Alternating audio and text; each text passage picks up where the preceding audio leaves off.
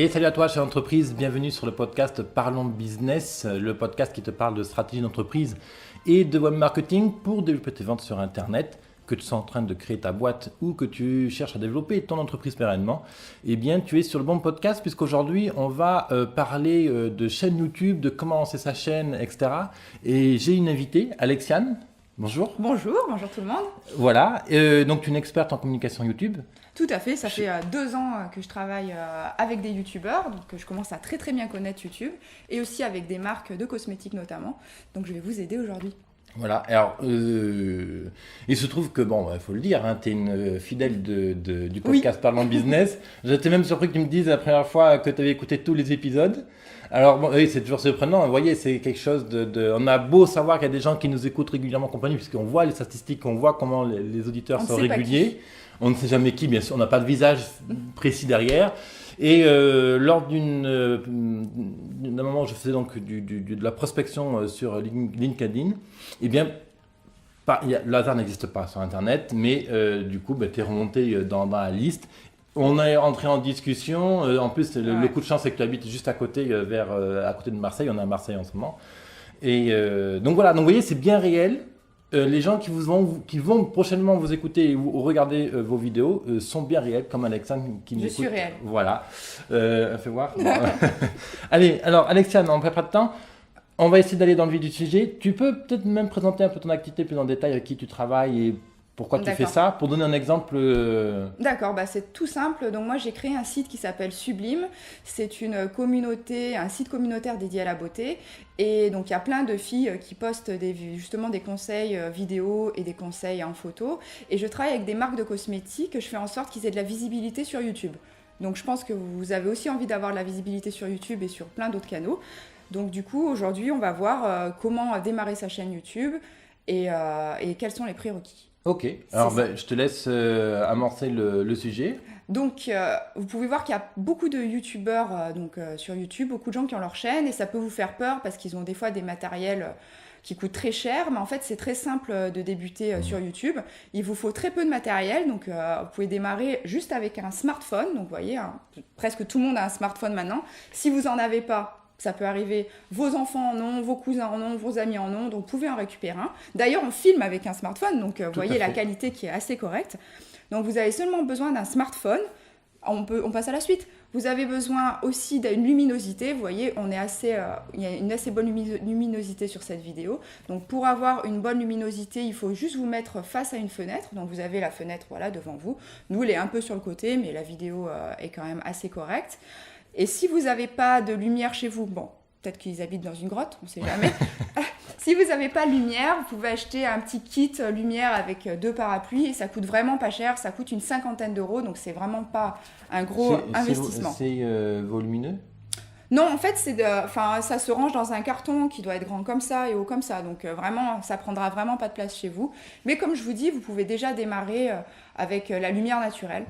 Si vous habitez dans un lieu qui est assez bruyant, nous on est à Marseille, du coup il habite une rue où il y a quand même pas mal de monde qui passe, donc on a fermé les fenêtres pour être au calme, mais ça c'est vraiment la base. Si c'est un jour où il y a des travaux dans votre rue, peut-être faites une vidéo à un autre moment, pas forcément quand il y a des travaux, parce que ça va un peu, la vidéo sera de moins bonne qualité. Tout à fait. D'ailleurs, et même, on n'est pas forcément obligé de tourner à l'intérieur. On peut aller aussi dans des parcs, dans des lieux publics. Bien et sûr. tout. Il n'y a aucun problème avec ça. Il y a pas Souvent, on me dit, mais oui, mais comment on fait pour les droits à l'image, compagnie? Mais les droits à l'image, vous avez le droit de filmer. Quand France 2 fait un reportage sur la place de la Comédie à Montpellier, on ne contacte pas les milliers de passants derrière s'ils ont le droit de montrer leur tronche ou non. Oui, puis vous pouvez trouver un lieu où il n'y a pas trop de passages. Voilà, ça vous met plus à l'aise, bien sûr. Mais c'est vrai que pour une première vidéo, je pense que c'est bien de la faire dans un lieu qui n'est pas forcément public, parce qu'on a peut-être un peu peur de se montrer avec un public derrière, de filmer, de poser un trépied. D'ailleurs, puisqu'on parle du trépied, parce que là, qui c'est qui tourne comment on fait pour notre vidéo là? Vous voyez, on est tous les deux en train de parler, il n'y a personne qui tient un téléphone, donc on a un trépied, mais si vous n'en avez pas, vous avez juste à caler votre téléphone sur une pile de livres, sur un meuble, et vous pouvez commencer à filmer. Exactement. Ou alors avoir une personne qui vous aide, qui tient le téléphone. Alors ça, effectivement, oui, ça peut aider, mais c'est pas le top, dans le sens, pour 2 raisons, parce que ça, je l'ai expérimenté.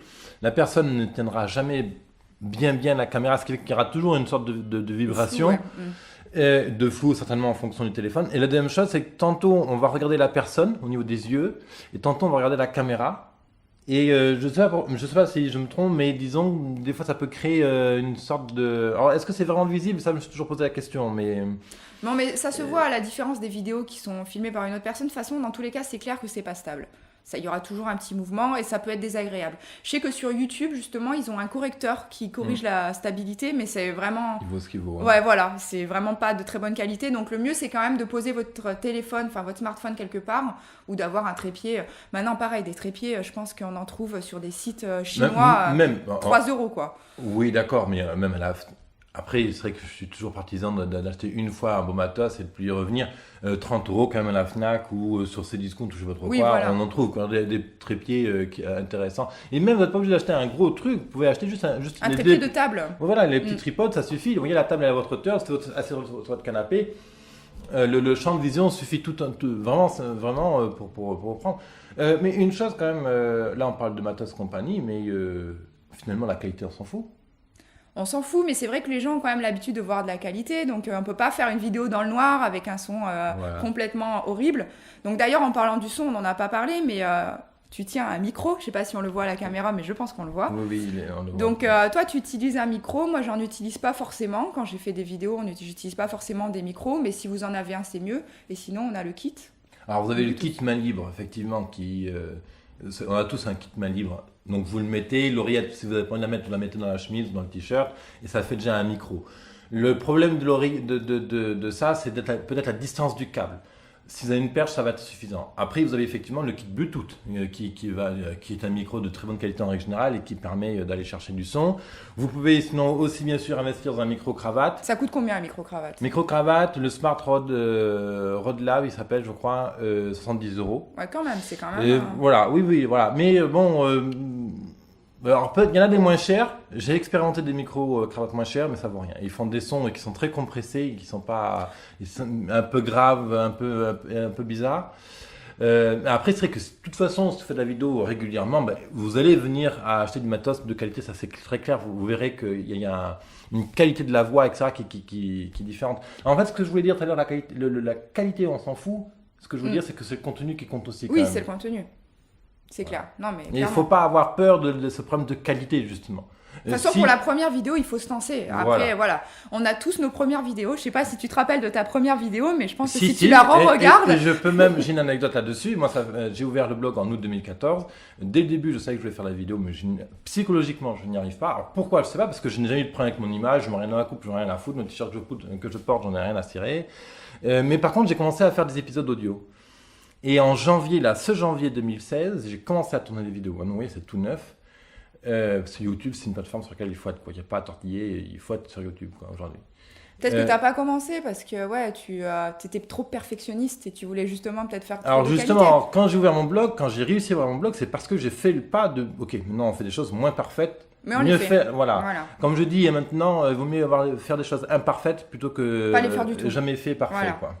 Donc lancez votre première vidéo, voilà, si un jour vous avez envie de la supprimer, de la remplacer par une autre, c'est possible, mais il faut commencer par en faire une. C'est ça que je voulais dire, justement. La première vidéo que j'ai faite en Inde, je me suis couché le soir, je me dis, putain, le matin, la première chose que je fais quand je me lève, je fais une vidéo, et c'est ce que j'ai fait. J'avais une perche et tout, j'avais tout ce qu'il fallait pour la vidéo en plus. Je prends ma perche, je mets la caméra et tout le bordel. Je commence à faire la vidéo, je fais la vidéo, je tourne 20 minutes. Génial, pas un bug, pas un pas un ceci, pas un cela. Mais j'avais pas enclenché le téléphone pour enregistrer. D'accord. Donc 20 minutes pour rien. Voilà, donc on se rate comme ça. Vous aurez des ratés. Tu auras des ratés toi aussi, entrepreneur. Mais c'est pas grave. Ce qui compte, c'est de faire. C'est la seule chose qui compte. D'ailleurs, avec la vidéo là aujourd'hui, Alexiane, c'est que la deuxième fois que je la rencontre, etc. On a pris une demi-heure pour préparer le contenu, pour être sûr d'être un minimum pertinent et puis à donner assez de densité au niveau du contenu. Mais voilà, quand on se lance, et puis si on se rate, c'est pas un problème, quoi. C'est pas du tout grave.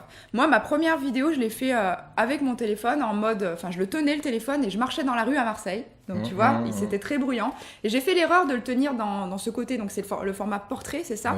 C'est la seule erreur que j'ai fait. Donc, surtout, là, vous le voyez pas, mais aussi mettez-le en format paysage, en fait, sur votre trépied ou quand vous le calez. C'est vraiment, voilà, l'astuce qui vous permet d'avoir une vidéo correcte dès la première. Parce que moi, j'ai fait l'erreur de le mettre dans l'autre sens. Et du coup, ça fait une vidéo qui est tronquée. Enfin, c'est pas très joli. Pourquoi, ok, qu'est-ce qu'on pourrait leur donner de plus comme conseil pour faire une vidéo parfaite. Non, c'est pas possible. D'ailleurs, de toute façon, vous le voyez bien. Hein. Si vous regardez sur ma chaîne YouTube et que vous regardez mes premières vidéos, elles sont très loin d'être parfaites, mais je les laisse justement en ligne pour vous montrer que il n'y a pas de problème, on ne se prend pas la tête. Puis de toute façon, c'est là qui vous critiquent. Ah, il a fait des vidéos comme ça, il s'est pas cadré, le son est pas bon, il a bugué à tel endroit. C'est pas grave. Si ce gars-là il vous critique, il n'apprécie pas votre travail, c'est que c'est pas votre client, donc ignorez-le. Oui, de toute façon. Et puis, de toute façon, il faut savoir que pour votre première vidéo, vous n'aurez pas 10 millions de vues. Donc, ouais, votre maman, peut-être, comme qui vous voilà, à la donc rigueur. il n'y a rien de grave. Hein, donc, il faut se lancer. Exactement. Donc, si on résume juste les prérequis, de toute façon, c'est simplement un téléphone, donc un smartphone, une lumière naturelle, un micro à la rigueur. Voilà. Et c'est parti. Et si, alors, comme aujourd'hui, les gens sont quand même très équipés en matos, si vous avez certainement un appareil photo qui fait de très belles vidéos. Voilà, si alors, vous en avez si un. vous avez, admettons, alors j'ai en tête le Nikon 7100, on prend en citer un, c'est un gros objectif, un gros appareil, il fait de très belles vidéos. Alors vous avez tous les Canon, en règle générale, tous les appareils au-delà de 500 €, en règle générale, font de très bonnes vidéos. Pour faire simple. Oui, si vous êtes passionné de photo et que vous avez déjà cet appareil, en effet, utilisez-le par rapport à votre smartphone. Mieux que le smartphone. Oui, ça sera mieux que le smartphone, ouais. Clairement. Mais c'est vrai qu'après, moi, je suis dans une perspective d'entrepreneur nomade, c'est-à-dire que je voyage quand même beaucoup. Je peux pas me trimballer avec 500 appareils. Là, justement, je veux acheter un autre appareil. J'hésitais entre justement le fameux Nikon D7100 qui est un gros appareil qui fait un bon kilo. Et tu vas devoir le trimballer. Voilà. Alors, et là, justement, j'ai vu un autre appareil, un Canon qui fait à peu près la taille du micro, justement, et qui fait de très belles vidéos.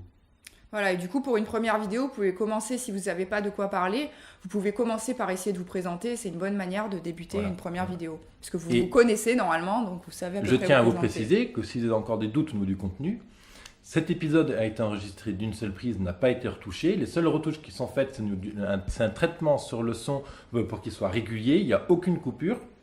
Et nous ne sommes pas journalistes. Tout à fait. D'ailleurs, est-ce qu'on parle du montage vidéo quand même ?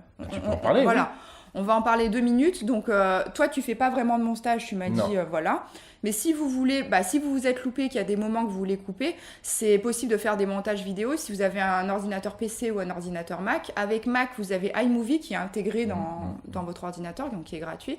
Et avec les PC, vous avez Windows Movie Maker. Voilà. Sinon, vous avez Pinnacle, vous avez Adobe Premiere, donc, qui est cher, qu'on peut avoir aussi via d'autres moyens, mais... Sinon, moi, j'ai découvert il n'y a pas très longtemps un logiciel qui s'appelle Filmorama, donc on vous mettra tout en barre d'infos. Hein. Exactement, oui. Tu auras du travail. On va tout vous mettre en Filmorama, ça coûte 39 € par an, c'est sur PC, sur Mac, et ça ressemble beaucoup à iMovie. C'est très très simple. Si vous voulez ajouter une musique, on n'a pas parlé des musiques. Non, pas encore, mais attends, voilà. on y vient. Donc voilà, on vous expliquera, on vous mettra en barre d'infos tous les logiciels de montage. Vraiment simple, iMovie, il vous faut 1 heure pour comprendre, vraiment, c'est très très simple. Voilà. Alors c'est vrai que voilà. Admettons, là, on vous causez à la caméra compagnie pour X raison, vous avez une interruption dans la maison. Ces outils-là permettent de faire une coupure de 5 secondes ou 10 secondes, etc. C'est vrai que ça prend beaucoup de temps. Et l'idée, c'est qu'à terme, c'est d'arriver à faire des vidéos enregistrées sans faire de montage comme ça, parce que c'est ça qui prend le temps. La première, on en a besoin. C'est clair que, alors, de toute façon, pour être franc, je veux dire, au début, quand j'enregistrais mes épisodes audio, je passais 1 heure à préparer mon contenu, je faisais 1 heure d'enregistrement pour produire 10 minutes, quoi. J'étais tout le temps en train d'écouter, il y a un E, alors je coupais le E ou le bug que j'avais eu, etc. Et après, on voit bien que quand on veut produire un audio régulièrement, si on fait des coupures toutes les minutes, on n'a pas le temps. On n'a pas le temps, c'est pas possible. Donc, on apprend à être plus fluide, à préparer son intro. Voilà. Donc aujourd'hui, c'est ce que je dis à chaque fois, j'ai un carnet où je prépare mes épisodes. Une colonne, c'est un épisode. Et puis, j'ai mes mots-clés, j'ai mon déroulé. Et on suit. Et là, c'est à peu près la même chose. On a nos 4-5 mots-clés et on les suit. Bon. Donc voilà, l'idée, c'est de ne pas se prendre la tête avec le contenu et le matos. Tout le monde peut le faire, c'est vraiment l'idée. Hein. Oui, et donc oui, on parlait des musiques. Oui, donc on a parlé vite fait du montage vidéo, donc c'est très très simple. Voilà, vous allez lister les logiciels. Et pour la musique, si vous voulez ajouter du son, il faut savoir qu'en France, il y a les CSA, il y a des droits d'auteur. Donc c'est très très simple. YouTube a une bibliothèque de musiques qui sont libres de droit que vous pouvez utiliser sur votre chaîne. Et sinon, vous avez aussi sur iMovie des musiques qui sont libres de droit, donc vous pouvez les utiliser. Après, tu m'as conseillé des audio jingle, c'est ça ? Il y a audio jingle de Time Forest, donc c'est payant là pour le coup. Voilà, si vous voulez autre chose, Voilà. Ils ont un panel audio qui est très intéressant et vous trouvez tout type de musique aussi. Ça va de 5 dollars à aller à 40 dollars quand on est plus Et cher. c'est vrai que des fois, une musique, quand on est un peu réservé, qu'on a du mal pour la première vidéo, ça peut faire une vidéo qui est un peu plus cool, d'avoir une petite musique derrière, de commencer avec une musique. Ça peut peut-être rendre votre vidéo plus sympathique. Après, c'est toujours pareil. Je crois qu'il faut respecter son style. Voilà. Si vous êtes sur une idée de radio avec un montage compagnie, pourquoi pas. Si vous êtes sur le reportage en live, bon. Après, le but c'est toujours pareil, c'est de faire des vidéos et de raconter ce qui vous ressemble. Ça, et j'ai surtout pas de mettre un masque et de faire croire qu'on est un tel alors qu'on n'est pas un tel. Quoi. Ça c'est très clair. Vous êtes commerçant de proximité ou vous êtes, je sais plus qu'est-ce qu'on parlait, vous vendez des cosmétiques, je sais pas moi, vous êtes ébéniste des violons, vous avez plein de choses à partager sur YouTube. Ça, je vais vous montrer tel que vous êtes. Si vous êtes avec un t-shirt crade toute la journée, pas coiffé compagnie, montrez-vous comme ça. Au contraire, ça fait partie de qui vous êtes, votre personnalité, de comment vous vivez. Voilà, si justement, pour prendre l'exemple, vous êtes un t-shirt crade, pas coiffé compagnie, il ne s'agit pas de venir faire. Il ne s'agit pas de faire venir Swarovski et puis les services de beauté, je sais pas, ça, c'est spécial dédicace. Non, je sais pas qui après. Voilà, soyez tel que vous êtes, hein, comme dit une fameuse marque de fast-food, venez comme vous êtes, quoi. Hein. Voilà, on ne les citera pas. Non, parce qu'en plus je n'aime pas, je ne cautionne pas ce qu'ils font, mais bon, c'est un autre débat. Qu'est-ce qu'on peut leur donner comme conseil technique, tout seul? Exemple. Donc là, ils ont le matos, Voilà, ils je ont pense la que lumière, là, on a fait le tour quand même. ils ont la musique, mais il y a ce fameux frein. Peut-être qu'on peut en parler dans un prochain épisode, je ne sais pas. Il y a toujours cette appréhension. Bon, j'appuie sur enregistrer ou pas. Comment est-ce que tu as un truc pour lever cette Je pense qu'il faut, il n'y a pas de truc, hein, il faut se lancer. Hein. Enfin, franchement, je pense que je sais Oui, pas si t'en froide, as un froide truc, avec mais elle, voilà, vous appuyez, vous en faites une première, quitte à l'effacer, mais il faut se lancer en faire une première. Voilà, il Voilà, n'y a pas de exactement. truc, hein, je pense. Il faut se faire violence, un tout Puis petit dans peu. le pire cas, si vous l'aimez vraiment pas, Vous c'est encore en ligne. supprimez. Puis voilà. Oui, voilà, tant qu'elle est dans votre téléphone, elle n'est pas encore en ligne, donc vous inquiétez pas, vous pouvez la supprimer, la refaire. Si vous êtes Exactement. perfectionniste, vous voulez la faire 10 fois, vous la faites 10 fois, c'est pas du tout grave, mais de toute façon, elle n'est pas directement en ligne. Donc voilà, parfait. C'est fini pour cette vidéo. Merci Alexandre pour cet épisode. Et merci à toi, David. Ok. Donc si tu as aimé cet épisode du podcast Parlons Business, et bien sûr, je t'invite à mettre un petit like sur la vidéo YouTube, à t'abonner à ma chaîne si tu aimes. Sinon, si tu écoutes depuis SoundCloud ou iTunes, bien sûr, tu peux t'abonner et laisser un commentaire. On te retrouve, Alexandre, dans un prochain épisode. Tout à fait. Toujours sur la chaîne YouTube, et comment créer ses vidéos, etc. On va parler de faire ancrer ses vidéos, on va vous parler de comment préparer un épisode, on va aborder comment lancer votre chaîne YouTube pour votre commerce de proximité. Bref, il y aura tout un lot de sujets comme ça à venir. Merci à toi, chaîne d'entreprise, Merci. à bientôt. Au revoir, à bientôt.